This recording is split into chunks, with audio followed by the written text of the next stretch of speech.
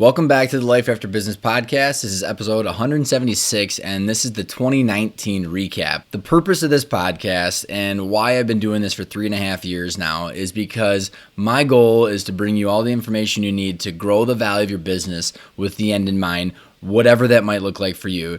And that's why I wanted to do this episode, because I want to make it easier for you to understand what it takes to grow the value of your business and understand what the end might look like for you, because it takes time to digest, learn, and then articulate what that end result might look like, whether you own your company passively, whether you're an active role, whether you sell part of it. There's so many different things that go involved.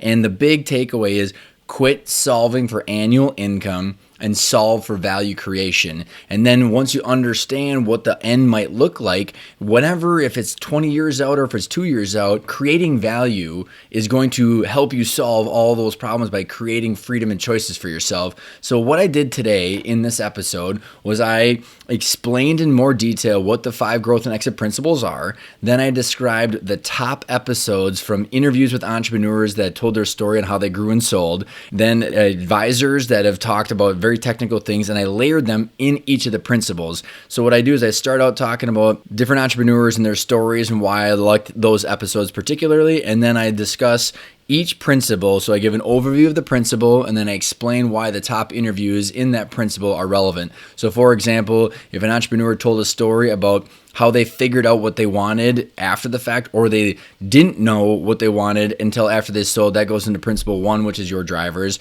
Or if someone talks about business valuations and financial targets, that would go in principle 2. We have ESOP conversations, which goes into principle 3, which is exit options, and then a bunch on value building. And so I explain each of the principles and then layer in the podcasts that I think you should go listen to if you did not get a chance to go listen to those this year. And if you enjoyed today's episode, then I highly recommend you check out our growth and exit boot camps. We've done quite a few this year, and we're doing a bunch in 2020, and it's 2 days based on 2 case studies that are 10 million in revenue, 1 million in EBITDA, 2 owners, their balance sheets, their businesses, their valuations that we build out, and we walk everybody in the boot camp through the 2 days, through the 5 principles as it relates to these 2 case studies. So even if you have a $200 million company or a $2 million company, all the different concepts apply, and you're able to learn through the 2 case studies what it means to you. So you're not having to share a bunch of confidential information, and you're just literally learning the world of mergers and acquisitions and valuations, value driving, value building, exits, the whole works. I mean, it's literally everything that you need to know to be able to walk out that door and take the next steps to put all the puzzle pieces together. So I hope you enjoyed today's episode. Sponsored by Arkona's Growth and Exit Boot Camps. 2 days jam-packed with material on the 5 growth and exit principles and the world of mergers and acquisitions. You'll walk away knowing exactly what steps to take to get your target valuation and your best exit option. 2 days at Arkona's Boot Camp will give you the clarity to control the rest of your journey as an entrepreneur. So just to recap, the purpose of these principles is to give entrepreneurs the context on how to grow the value of their business with the end in mind. I think about the analogy I tell a lot in our keynotes is, if you think about a puzzle, the point of a puzzle is you look at the picture first. Most of the time, I mean, I bet you asked at least a few dozen times for all the audiences in my keynotes is, what do you do with the first thing? What's the first thing you do with the puzzle? And most people say dump out the pieces. And I say that's fine, but what is the picture? Is it an elephant or is it a church? And we need to understand what is it that we're solving for. So the 5 growth and exit principles give us the context, because I truly believe at the bottom of my heart that entrepreneurs are most of the time visionaries, and if they can see the picture, they can solve the problem. So the purpose of the principles is to look at the picture, get clarity in that picture, build the border, and then be able to solve for the different pieces inside of that puzzle. So the first principle is, what are your drivers? The second principle is your financial targets, and there's 3 of them that we'll be talking about. The third principle is your exit options, and there's a bunch of them. And then the 4th principle is ways to increase the value of your business with the end in mind. And then the 5th one is, what are your team of advisors that are the best in their field that can help you optimize the picture that you've put together. So what I'm going to do is I'm going to give an overview of some of the top podcasts within each of these principles, and with a brief overview of the principle before I explain why that podcast was was relevant to that principle. But just to kick it off before we get into each of the 5 principles is there's a handful of owners that I interviewed over the last 52 weeks that I had amazing stories. So if you want more of these links, all these links are going to be in the show notes. We've got them numbered by episode. So I'm just going to kind of list these. There's a handful of these that are just absolutely one of the favorite episodes that I've done.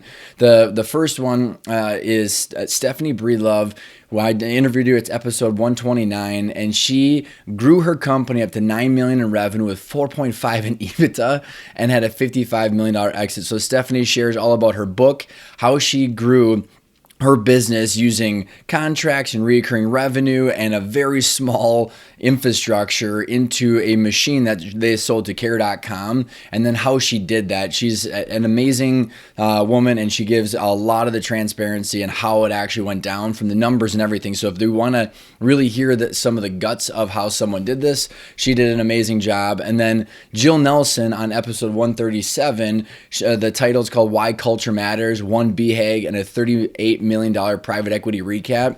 She is a living story about how growing a culture. She has 600 women. It's not, I don't think it's all women, but it's a majority of women that work for her in Ruby receptionists, and the amazing culture that she's created, and that she was able to do a private equity recap and essentially be left alone to continue running her business. She's been running it for close to 4 or 5 years at this point.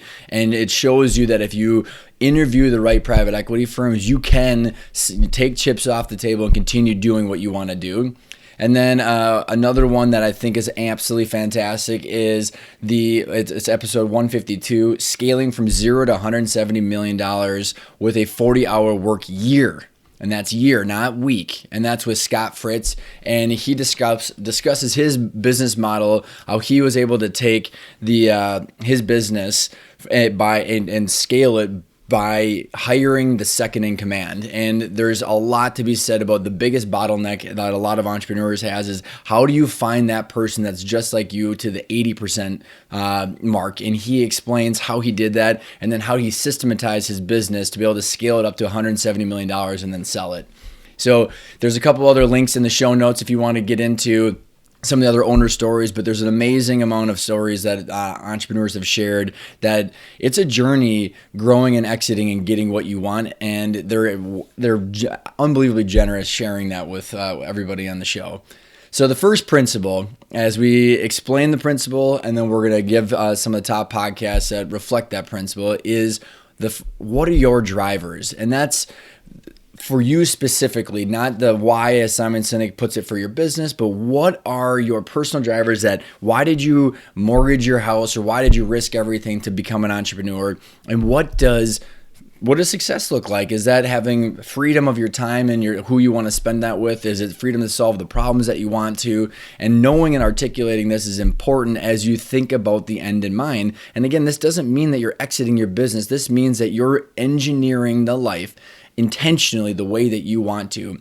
Bo Burlingham wrote a book called Finish Big that I talk about a lot, which he said that 75% of entrepreneurs are unhappy 12 months after the sale of their company. And the reason is he found out that the business owners that were unhappy didn't know who they were, what they wanted from their business, and why.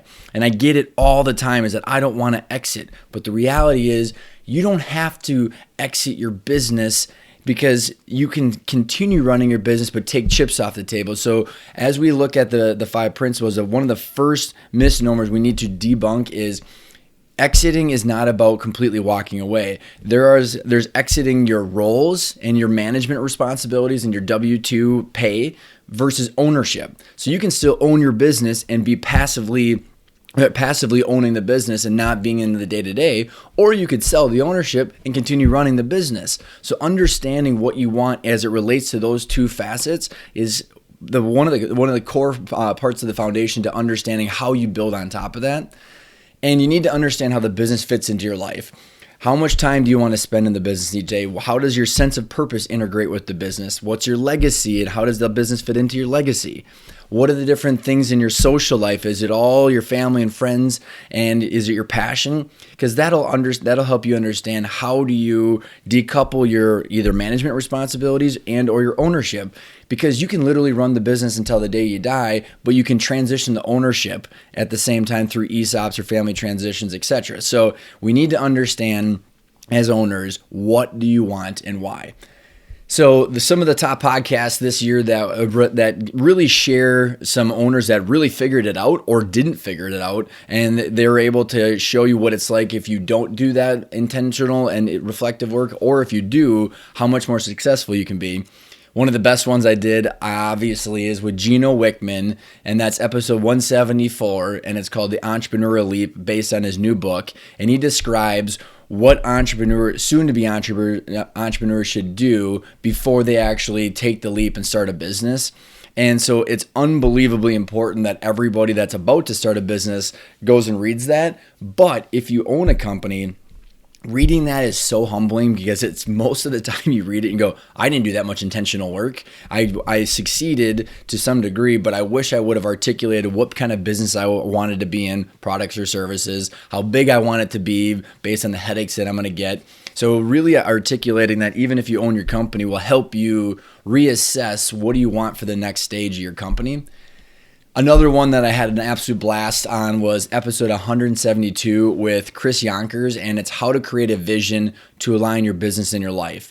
So he is an amazing leadership coach and high performer coach with entrepreneurs and leaders, helping them really truly understand themselves.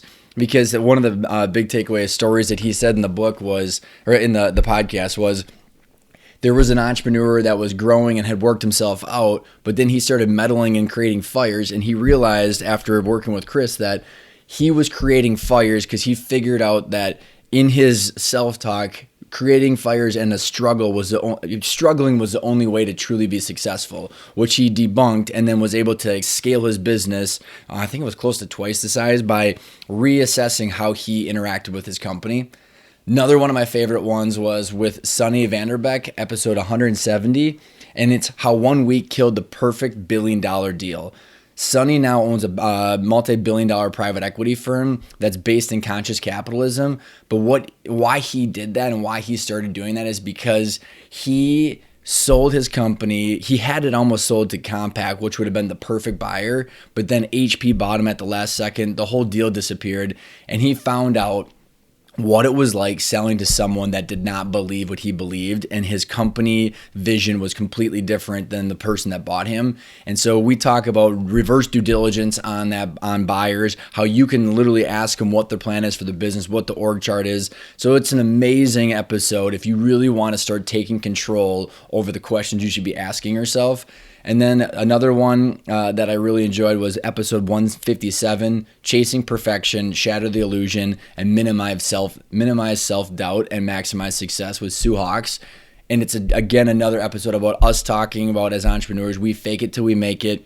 Then we have built ourselves this prison where we can't talk to anybody else about, we might be burnt out. We might want something different. We want a new relationship with our business. Yet we've built so many systems and people and suppliers and vendors that rely on us that we can't reach out to anybody. So we talk about the importance of trusted people in your network, peer groups, and how they can help you understand what you want with your business and how to start moving yourself towards that new evolution of yourself.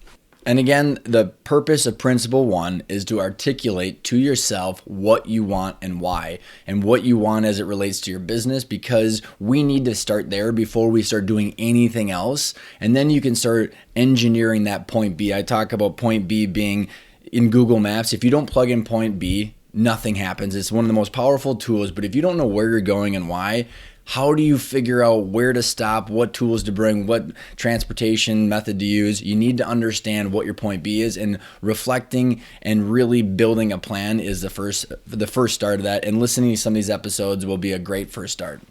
So that moves us on to principle number 2, which are your financial targets. So, and these principles kind of go into sequential order because they build on top of each other.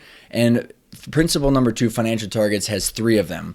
What is the value of your business today? net of taxes and debt repayment. We need to understand that as a business owner before we start growing the value of the business with the end in mind. So if we have a business that's worth 10 million, or that's 10 million in revenue and 1.5 in EBITDA, it might be worth $6 million gross, but then we have to pay down debt and taxes. So we need to understand what the value of that company is today, net, so that we can start focusing on a target valuation that we want to hit our other two financial targets, which is our target ideal annual income. So that way we know what, if we sell the business, we can still continue our annual income without having to make sacrifices. And then we need to understand the principal number, the financial target number 3, which is your net worth outside the business, because your net worth outside the business will impact the decisions that you have available as it relates to your exit and the valuation and when and how you pull the ripcord.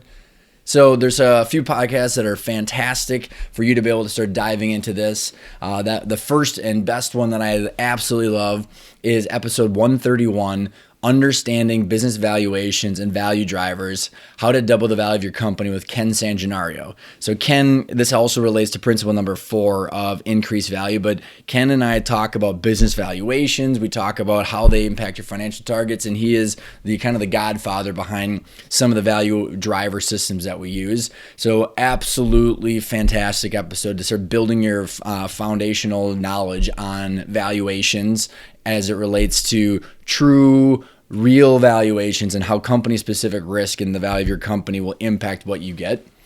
Then a couple other great episodes is at 153, How to Sell Your Business for an Outrageous Price, with Kevin Short. So he talks about how strategic buyers will then overpay potentially if you can figure out the underlying reason and the emotional reason or business strategy reason that they want to buy your business.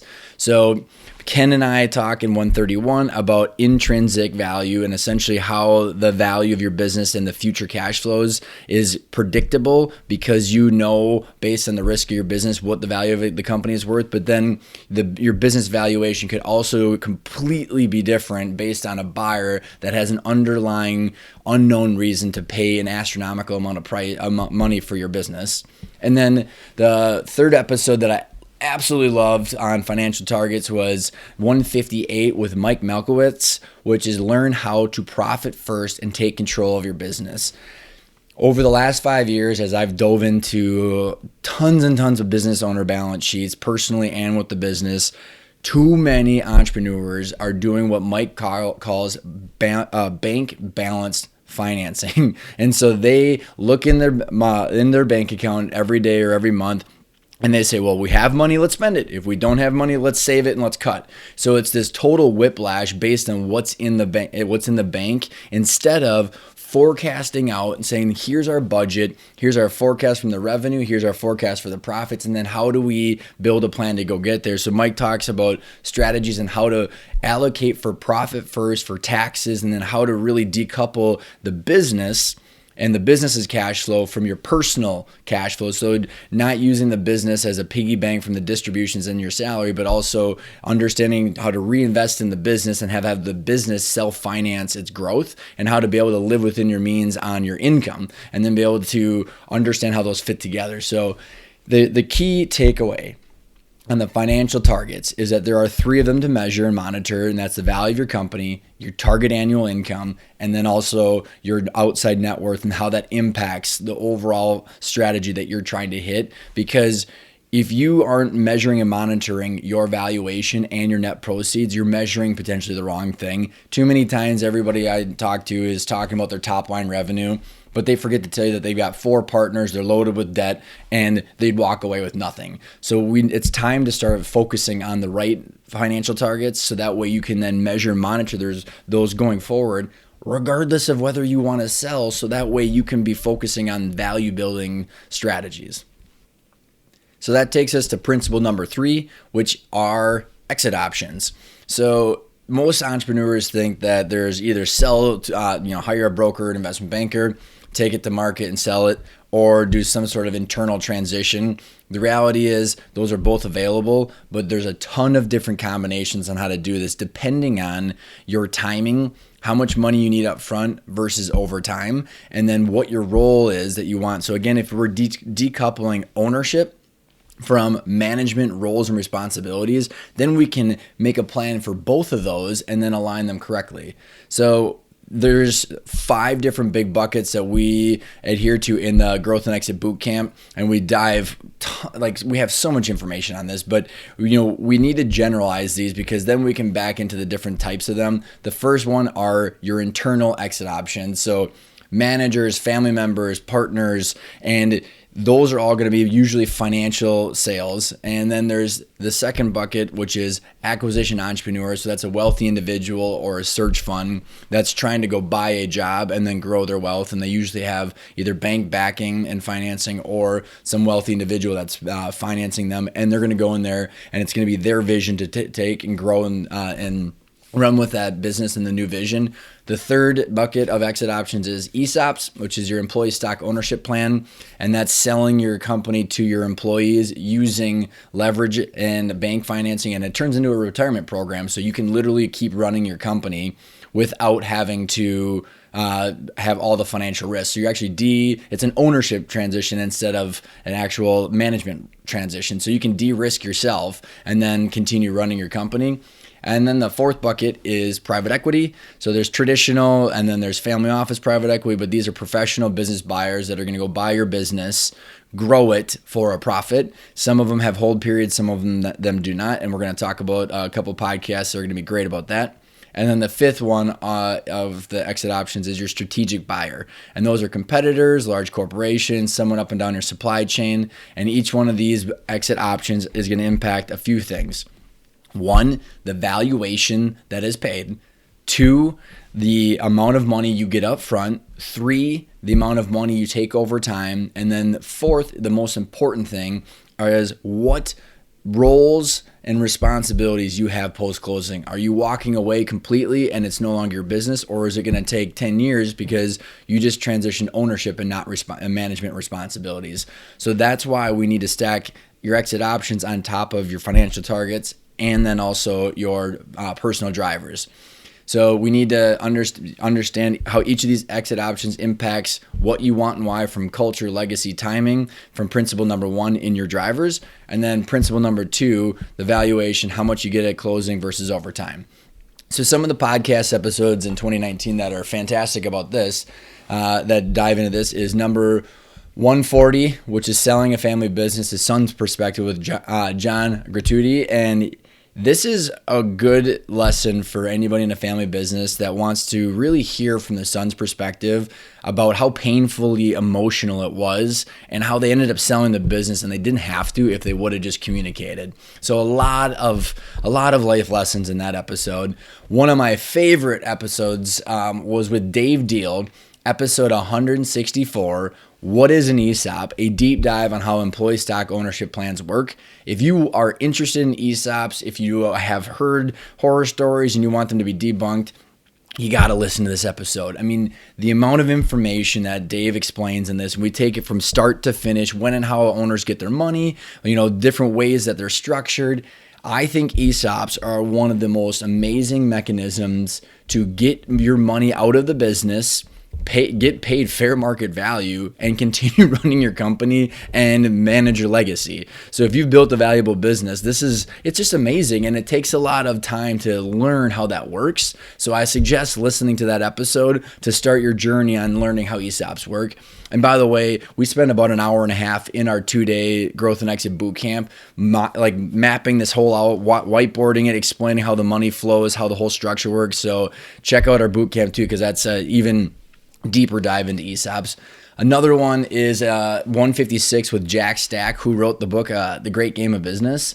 And wow, Jack is like my hero. He wrote a couple of books. He actually wrote the book with Bo Burlingham, and he was one of the four founders. He's the grandfather on open book management, and he got all of his employees like really, really focused on the financials. And because they did an ESOP early on, back in the 80s with their business, he bought a division of International Harvester and grew it. He told me that there was someone on the shop floor that literally their net worth in the ESOP is worth $1.5 million, and they only make $15 an hour. So through ESOPs and through open book management, the share price of their business went from 60 cents to $600 and some dollars. So Jack talks about how getting everybody on and understanding business is a game, he calls it Banky, everybody speaking the right language of finances and building your strategic plan, your forecast, and your financial plan, and then just measuring and monitoring that can literally have you skyrocket past the competition. Then if you want another episode that is fantastic about the marketplace is 144, and it's called The Messy Marketplace, Selling Your Business in a World of Imperfect Buyers with Brent Beshore. This is also one of my favorites this year because Brent has a business that is called Adventures, and it's a private equity firm. And he fell backwards in the PE world because he owns his own companies, grew his wealth, and then started buying businesses. But what he did that's way different than the most of the private equity world is he has like a 27 and a half year hold period where a normal PE firm's fund is only 7 to 10 years. So Brent is like totally taking the long-term view, investing in these businesses, value growth for the long period. So it shows you that it is possible to partner with private equity firms that have different business models. His is very similar to Sonny Vanderbeck, and that they're focused on legacy, family businesses, preserving jobs, investing in for the long haul. And he explains what he's learned from looking at 10,000 different businesses from their pitch books and their financials, and he's only bought like 10. So like shows you how many companies are not run well out there, but he explains his business model in that episode. And then episode 168 is Selling a Business to a Family Office, an insider's perspective with Paul Moffat.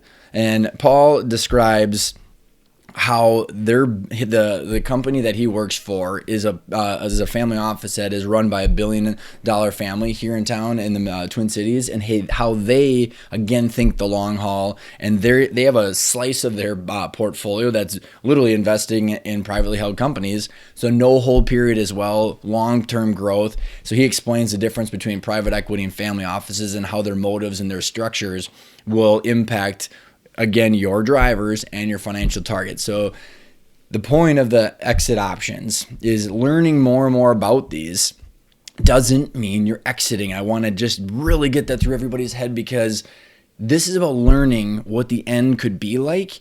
And again, if you know principle number 1, which is your drivers, and then principle number 2, what are your financial targets, you can start understanding when and how you want to transition your role and responsibility, and when and how you might want to transition your your ownership, and aligning both of those things exactly to the point that you want. You can really get what you want if you think about what are the things that are important to you. So now we're getting into the fun principle, and the reason I call it fun is because most entrepreneurs are visionaries. We want to grow, but let's grow smart, and let's create value, not just top line revenue, and let's not solve for annual income. I want to debunk everybody's thought process. Don't try and suck as much money out of your company as possible with the distributions and your pay and all the perks.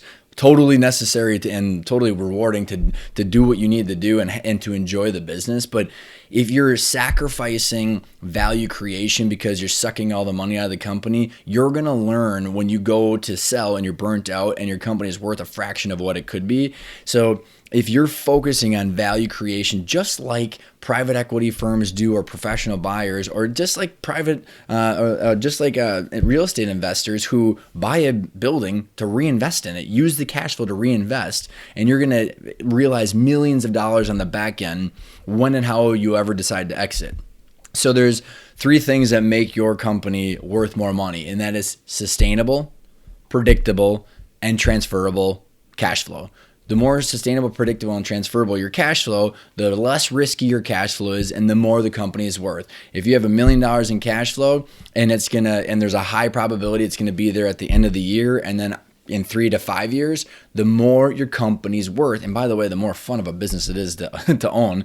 And we need to understand, how do we determine what to work on to grow value instead of working on projects that are non-value creating. And again, we're not getting into this podcast, but we do in our boot camp, talking about normalized EBITDA, where if you're investing in your business, that is not impacting the value of the business. It's usually growing it. So it is, but it's growing, it's impacting in a positive way.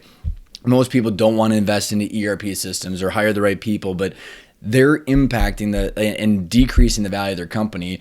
And if we determine on $1 million in cash flow how much we want to reinvest in the business, that's called normalized. So just a quick example on that is, let's say you do a $250,000 ERP implementation. You're not going to have to keep doing that every single year. So you take that out of your EBITDA, and so therefore it's normalized back to that $1 million, and your company became worth more money because you did that. So you're impacting annual profits, but you're growing the value of business. So we need to figure out what are the ways and what do we focus on to grow the value of the business. So Ken Sanguinario in that one podcast talks about the 8 functional areas and the need for balance. So there's planning, leadership, sales, marketing, people, operations, finance, and legal. We're not going to be diving all into these, but we've got some podcasts that I'm going to reference that are fantastic as it relates to understanding these. And if you're running an operating system like EOS, or if you're trying to figure out what your strategic plan is, focus on keeping these all in balance. Most of the time, entrepreneurs, we've done a bunch of these assessments, and they focus on and they spend money on what they enjoy. So we had astronomically high productivity in sales and marketing, but when I started, we had no org chart and we didn't have good financials or good forecasting, etc. So if to grow effectively and to de-risk your company, you need to have all of these in balance. So you should be working on the stuff that is the lowest. So a couple of podcasts that will help you kind of explore these topics is 131, again, with Ken Sanguinario, who is the creator of that system, and he'll explain how those value drivers impact the valuation and de-risk the company. One great one is 160, Get Your Business Out of Your Brain and Increase the Value of Your Company, with Chris Ronzio. He has built a system called Trainual that is about taking all the stuff that's in your head and then using it to build systems and processes and standard operating procedures in his tool. So that way you can be having succession plans for all your employees. If you're a dev shop, or if you're someone that has, legacy employees on the manufacturing floor and you're worried about the brain drain from the boomers retiring, getting systems like this in place to get the stuff out of their head and make your company more predictable, sustainable, and transferable, then your company's gonna be worth more. There's an awesome episode with Dwayne Smith, 159, where it's called Taking Checks versus Giving Checks.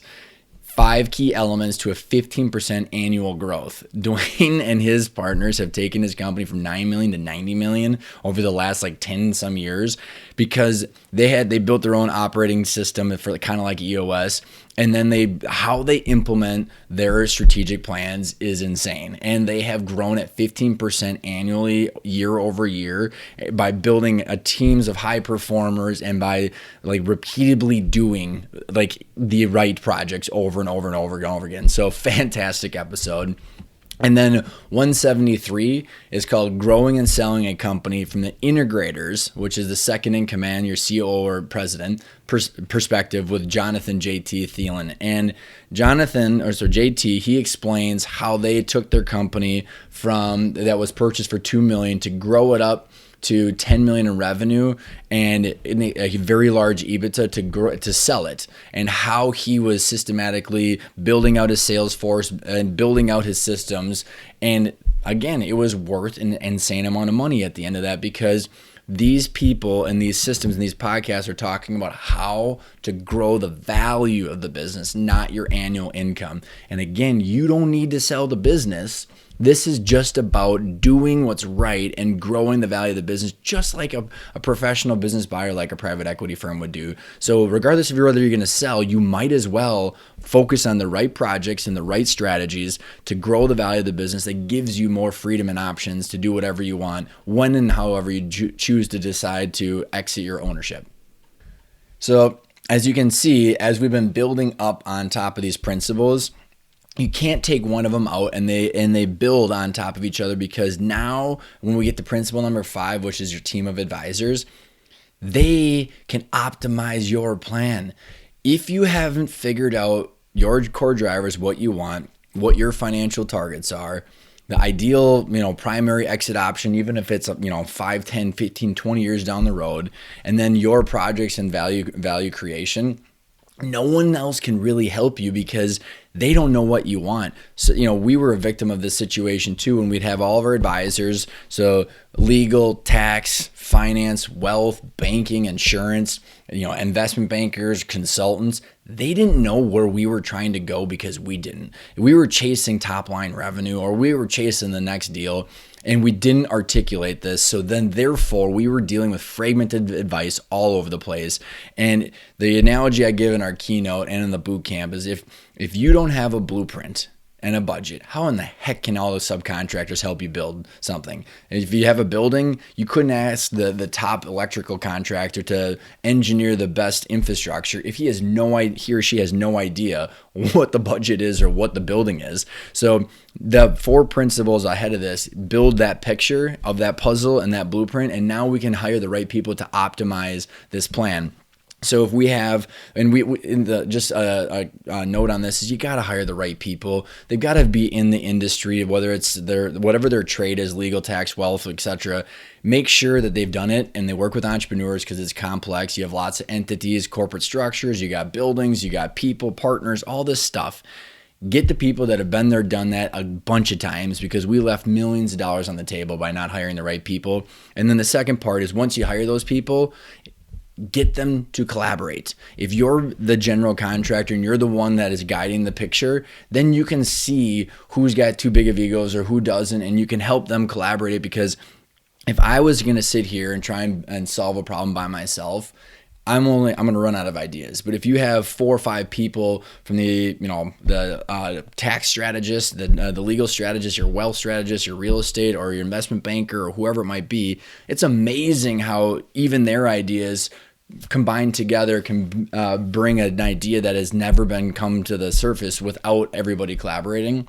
So a couple of podcasts that will get that point across is episode 175 with Todd Ganos.